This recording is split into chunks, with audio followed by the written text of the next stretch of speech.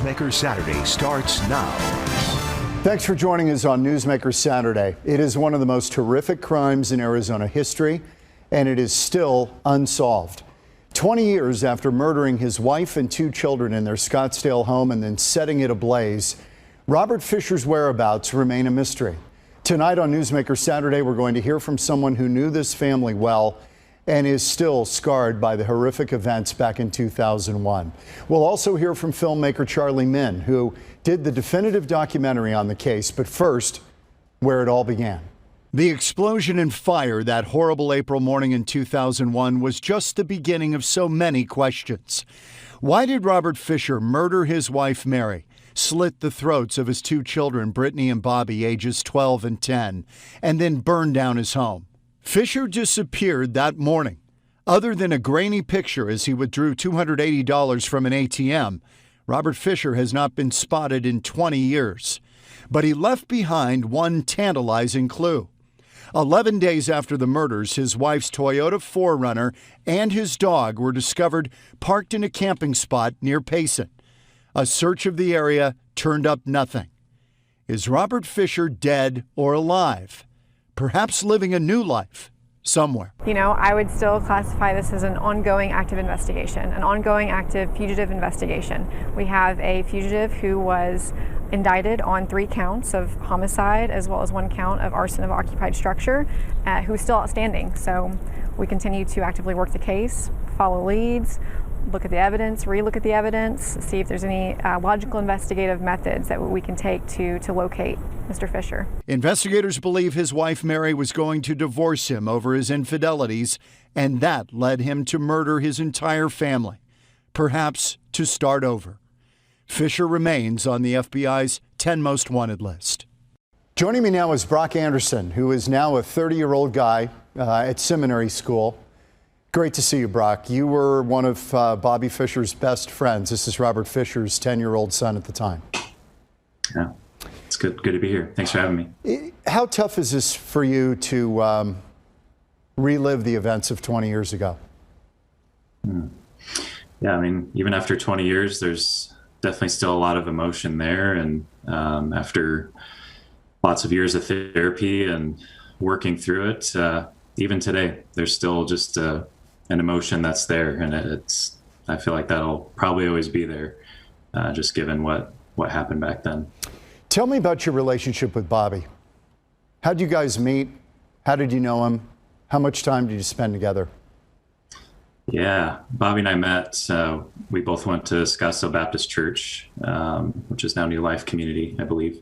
And our families were, I remember our moms were close, and yeah, Bobby and I went to our Sunday school classes together, and we would do musicals at the church and stuff like that. And yeah, we were just in a good core group of friends and would have sleepovers and hang out, and yeah, just had a lot of good times together.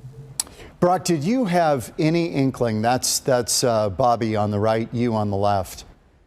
Did you have any inkling that there was this kind of trouble in that family? Not really. I mean, as a 10-year-old, you're definitely aware of a lot of things going on, but nothing that I could have imagined at all at that age. Not really. Do you remember how you found out what had happened? You probably first heard, as we all did, about the explosion and fire at the house that terrible morning in April of 2001. We didn't know the details at the time, but how did you learn about it? Yeah, so I was in 4th grade. I went to school that day. It was all day long, was like any other day for me. But I remember both of my parents picked me up from school, which for me was a little different. That wasn't a usual thing. And I remember getting home. My parents were upstairs for a little while, and then they gathered me and my brothers downstairs, and that's when they broke the news to us and told us what happened. At 10 years old, and you know, I'm a parent, how much detail do your parents give you at 10 years old? Did you know the particulars? They were pretty careful about what they shared, and I think for them, they didn't know a ton other than, yeah, just the footage of the house and yeah, but they were pretty careful about what they shared with us, and yeah, didn't get into too much detail about it early on, but eventually more details came out and things like that. When you found out what was kind of happening, and when the case started to unwind, and then we found out that Robert Fisher shot his wife Mary in the back of the head, slit her throat, then slit the throats of your best friend and his sister Brittany, who was 12, I believe. How did you possibly process that as a young person? Honestly, I can't really say that I did process it well at all. I didn't go to any formal therapy until 6 years ago, and yeah, I think it was just so traumatic for me. And as a 10-year-old, I mean, what do you do with that? It's so unexpected, abrupt, heartbreaking, and I think I just kind of kept my distance from it for quite some time, but I held on to a lot of that pain for many years. Yeah. So you went to therapy 6 years ago because of this? Correct. Yeah. You needed to process it. Can you recall what it was where you said, you know what, I've never really gotten through this? And this tells you the horror of what happened 20 years ago. Yeah. Yeah. I was just about 25 years old, and I was not really able to function in the job that I had at that time. A lot of depression. I had struggled with anxiety, had felt suicidal at different times. I mean, it's just very... No kidding. You went through that much grief and tumult from that incident, you believe. You think that started it? Yeah. Yeah, I mean, there was a lot that happened back then, and that as a 10-year-old, I just wasn't really sure what to do with it, honestly. Yeah, and it was just kind of a lot of years of just living in isolation with it and not really getting professional help. And I was actually learning about my mom's story and her journey through therapy and how she had received help years ago that really inspired me to say, hey, you know what, like, I can't do this alone. I need help, and I need someone to walk me through this and start healing. Brock, how much time did you spend at the Fisher home when you were growing up with Bobby? I remember meeting Bobby, I would say probably maybe in like 3rd or 4th grade. So we had a pretty quick friendship as far as that lengthwise goes. But man, when we connected as friends, I mean, I remember we spent a lot of time, and just either him coming over to my home, or I'd go down and see him and stay the night at his house after church or whatever, and summer camp and that sort of thing. So yeah, I definitely remember spending some time with him for sure. What do you remember about Robert Fisher, his father? What kind of a father was he? I think he was very, very stern. I think he had a very high standard for the way that household ran. I think he expected a lot out of his kids, but despite the tense moments that I did experience in that house, at times, I do think there were moments where I watched him love his kids. I do think he did deep down. But yeah, I mean, there was just obviously a lot more going on than realized. Did Bobby ever talk to you, Brock, about the fact that his parents were splitting up? That's the working theory by FBI, is that Mary was going to leave him for his infidelities, and that he was not going to let some other person, a stranger, raise his kids. So he just killed the entire family and walked away. I mean, even in the way it's done, it is literally like burning your house down. That's exactly what it is. Yeah. Yeah, I don't recall Bobby ever talking about that with me. Yeah, that was nothing specifically he had mentioned to me or anything like that. I don't recall having any idea that they were thinking about separating at all. And Did you sense trouble in the house? I mean, hindsight, looking back, I could see how, yeah, it would, drawing some lines and dots and all that, but just the way that there was just some of the interactions that I experienced in the home, the intensity level of it felt very unusual for me. Wow, that's really interesting. Yeah, and I think, yeah, that was definitely something I had experienced at different times, just with how Robert, again, just kind of wanted things to be done around the house, things like that. I've read an account that Robert wanted his son to hunt with him. He wanted Bobby to hunt with him, and Bobby did not. He was not interested in killing animals. Do you recall this? I remember Bobby talking about trips with his dad, camping trips and stuff. And from what I remember, he enjoyed that aspect of it. As far as the hunting goes, I'm not sure, honestly. I just remember him enjoying the experience, I think, of being with his dad. It's interesting. You sought counseling many years after this because of this incident. You talk about the other people who've been victimized in a case like this, and we don't think about that necessarily. A 10-year-old boy, who goes through this. After you sought counseling, then you sought out, and you are in the seminary now, right? Mm-hmm. Right.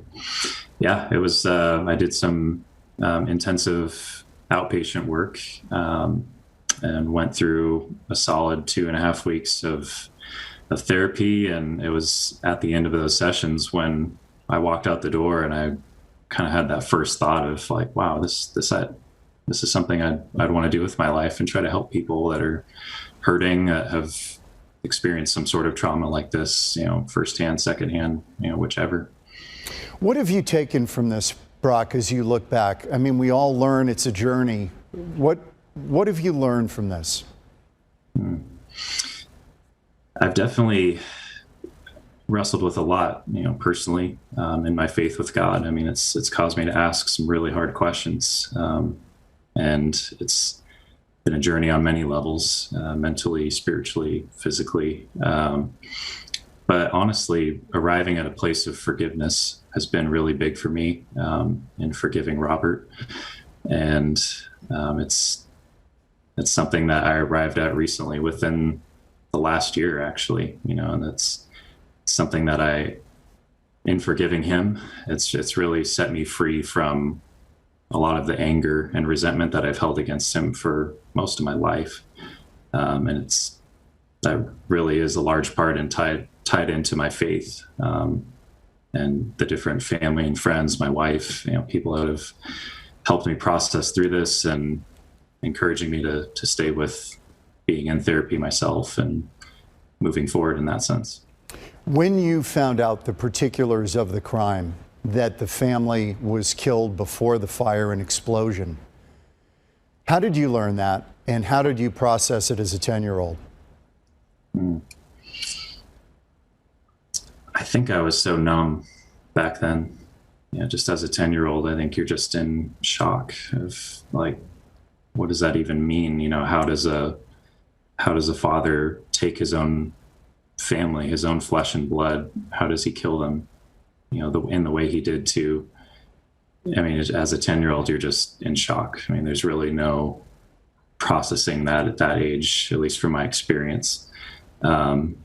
Learning more details later on. I mean, I think I was about 20 years old when I think there was a documentary that came out in 2011, and watching that, seeing more details come out, it was almost just like reliving it again as a 10-year-old. It was pretty hard. I bet it was. Yeah, we may be speaking to the person you're referring to, Charlie Minn, who did the documentary on the case. He's going to be coming up later in the program.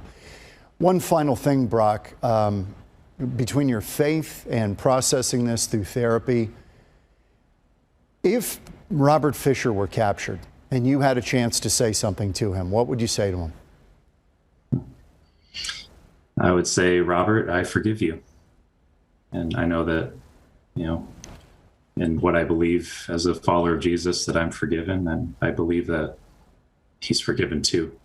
And I know that's not a popular thing probably to say, but I believe it's true. And deep down in my own heart and my own soul, I do forgive him for what he's done. And I believe that it would be that forgiveness that I would hope would set him free from whatever is going on inside of him. Do you think, and you've lived with a lot of questions that are unanswered, and for all of us who've watched us from afar or reported on it, do you believe at some point you're going to find out what in the heck was going on in that family and what happened? Or do you think you know enough now? I mean, I think I know enough now. I mean, there's a lot I could continue to fixate on and wonder, and there's, a million what ifs and whys, and I wonder, and all those things ultimately kept me stuck for so long in my life. And I think right now for me moving forward is focusing on helping others. And that for me is doing justice for Mary, Brittany, and Bobby, is helping victims of these crimes, helping people that are contemplating crimes like this. I mean, I think we live in a very hurting, broken world, and a lot of people need help. Brock, I appreciate it. It's a pleasure and an honor talking to you. Brock Anderson, who was Bobby Fischer's, one of his best friends. He was just 10 years old when he was killed by his father, according to authorities. Brock, thank you, and thank you for the work you're doing. We appreciate it. I know this is not easy. I appreciate you having me, John. Thank you. Brock Anderson. We're back in a moment on Newsmaker Saturday. Coming up next, film documentarian Charlie Minn, who's done the definitive piece on the Robert Fisher story and the case of the Fisher family. We're going to hear from Charlie Minn in a moment on Newsmaker Saturday.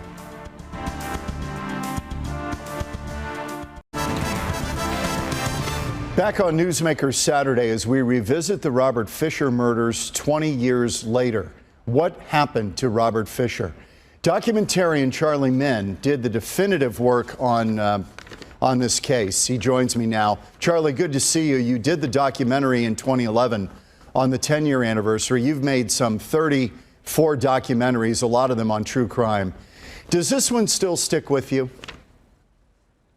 Absolutely. All my movies stay with me. My movies represent innocent people who have been murdered. The documentary, you were part of it, Where's Robert Fisher, has been a streaming hit, thank goodness, on Amazon Prime and other streaming sources. And that only makes me believe that more people are more informed about it. And we all have to be more vigilant to try to catch fugitives, especially one of the FBI's top 10. Somehow this guy has eluded capture for 20 years now. Most FBI top 10 fugitives are caught within 1 year. How this guy has been able to go 19 years above the average is mind-boggling. Well, when I did the interview for your documentary, this is 10 years ago, I was working under the assumption that he was very deliberate and that he is alive out there somewhere. I've got to tell you, in the 10 years since, I'm starting to soften on that idea. Is he that smart? Is he that crafty? I'm starting to wonder, Charlie, if some of the assumptions we made and investigators have made that Robert Fisher's alive leading a new life somewhere, that maybe we have it wrong. What do you think? All of the above is in play, John. He, according to people, was very arrogant. He bragged about himself. He considered himself a survivalist. Now, could he do it to the point of 20 years on the run? When he looks like a lot of people? That's actually something that's working against law enforcement. Mr. Fisher, I think, is alive, and it's your quote in the film that really made me think that. How come they didn't find some kind of a bone, a fossil, something, a skull? Nothing was left behind at the scene. I know. Bodies tend to turn up. I made that point in the documentary. They tend to turn up eventually. Right. So it seems like every FBI top 10 fugitive is rumored to be in Mexico. And as you know, John, I've done a lot of work in Mexico, and you could gravitate through that country with cash. You don't need official documents. And perhaps Mr. Fisher is staying one step ahead of the law by using cash. Now, where he got all that cash, who knows? But a fugitive that's been able to elude capture for 20 years has to be ahead of things, has to be one step ahead of you, 3 innings ahead, one quarter ahead, if you will, and somehow he's been able to do that. Charlie, let me ask you, you unearthed all of this home movie footage from, I believe, his sister. Is that correct? You must Gosh. Who? Yeah. Yeah. I have to think back where we got that. That was 10 years ago. That was about 25 movies ago, John. I got to think about it. I know. But you have all of this home footage that nobody had seen until your documentary. I'm sure you poured through that and a lot more that wasn't in the film. Sure. I mean, give me a sense of this guy, because you watched a lot of this. Give me a sense of him. Evil, arrogant, egocentric, possessive. This guy apparently snapped when he found out that his wife was going to divorce him. That's the one piece of info that I recall strongly when making the film. That came from his neighbor, Wade Rensock, right? Who said a lot of things about Robert Fisher. He heard a lot of arguing coming from that house. We also interviewed Robert Fisher's sister in the film, Jean Roundtree. I believe Jean thinks that Robert is dead because she thinks if Robert was alive, he would have contacted the family in some fashion. And unless she's lying about it, she has basically told law enforcement, no, he hasn't gotten a hold of me. Charlie, there was this curious sighting, and the neighbor friend you just mentioned was part of this. In February of 2004, an individual with uncanny resemblance to Fisher, and even the scar from the back surgery on his back matched. The bicuspid that Fisher had that was gold matched. They had this guy in Canada, a guy they thought was Fisher. Turned out it wasn't him. Are you absolutely convinced that they didn't let Fisher go? That it may have been him? I think everything's in play, John. It might very well have been him. The reason why they let him go is because the fingerprints did not match. Now, we talked about the neighbor, Wade Rensock. They actually flew him to Canada so that he could actually look at the man they arrested himself. And Wade thought that was him. As a matter of fact, he says it in the movie. He saw Robert. Robert saw him. That's if it's Robert, assuming. Yeah, we've got about 40 seconds, Charlie. Yeah, and he did a double take when he saw Wade. So what does that tell you? I know, it's crazy. And then apparently the suspect who's never been identified since, his mother came and identified him, said, that's my son, it's not Fisher. And investigators say it definitely wasn't, but boy, it is a curious, in many coincidences and just crazy stuff in this story. Charlie, do you think we'll ever find an answer? I don't know, John. It's Arizona. Arizona has the most bizarre crime, from Jason Derrick Brown right down the line. Miss Arias, you name it. Yeah. I don't know what it is about that state. Yeah, I know. Charlie, I appreciate the time on the program.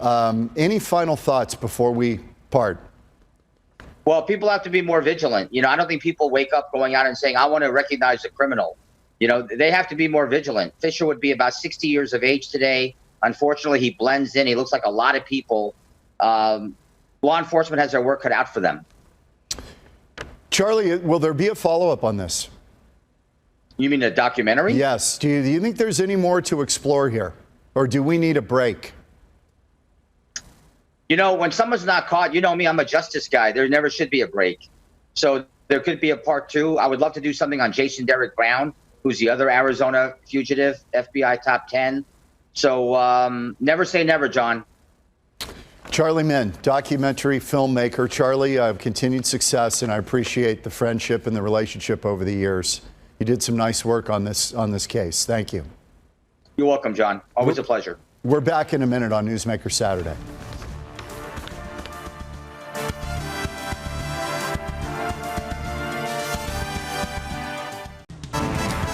Hopefully we'll learn the truth someday about what happened with Robert Fisher. You can reach out to me on Facebook and Twitter, John Hook Fox 10. Thanks for spending some of your weekend with us. I appreciate it very much, and we will see you next time on Newsmaker Saturday.